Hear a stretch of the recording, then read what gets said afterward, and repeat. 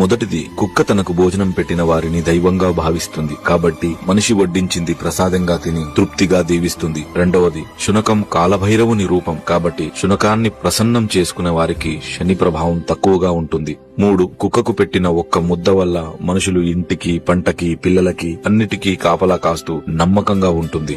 4, ఇంటికి జరిగే అరిష్టాన్ని ఆవు గ్రహిస్తే ఇంటికి పొంచి ఉన్న ముప్పుని కుక్క రానివ్వకుండా చేస్తుంది. 5, కుక్క ఒకే జంతువు మనిషి బాధని, కన్నీళ్లను కూడా చూసి అవి తొందరగా పోవాలని, నా యజమాని సంతోషంగా ఉండాలని మనస్ఫూర్తిగా కోరుకుంటుంది.